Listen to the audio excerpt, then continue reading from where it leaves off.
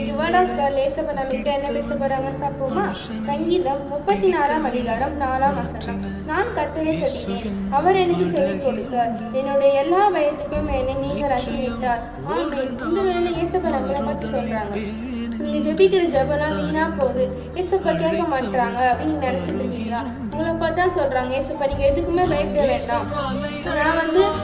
நீங்க நினைக்கலாம் விசுவாசமா இல்லாம இருக்கலாம், ஏசப்பா நம்ம ஜெபத்தை கேட்கல, நான் எதுக்கெல்லாம் பயந்துட்டு இருக்கணும், அதுக்கெல்லாம் ஏசப்பா என்னை ஒப்பு கொடுத்துருவாங்க அப்படின்னு நினைக்கலாம். ஆனா இல்லவே இல்லைங்க. ஏசப்பா இந்த வேலை உங்களை பார்த்து சொல்றாங்க, நீங்க எதுக்குமே பயப்பட வேண்டாம். நீங்க நினைக்கலாம் இந்த விஷயத்தை பத்தி நீங்க நினைக்கலாம், ஒரு எக்ஸாம் எழுத போறீங்க, ஒரு இன்டர்வியூ அட்டெண்ட் பண்ண போறீங்கன்னு நினைக்கலாம்.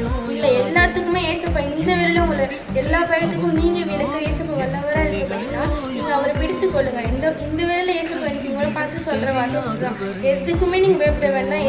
உங்களுடைய எல்லா ஒரு ப்ரேயர் பாயிண்ட்டுக்கும் ஏசப்பா செவி கொடுக்குறாங்க. ஸோ ஜெபிங்க, ஏசப்பா உங்க கூடவே இருப்பாங்க. God bless you.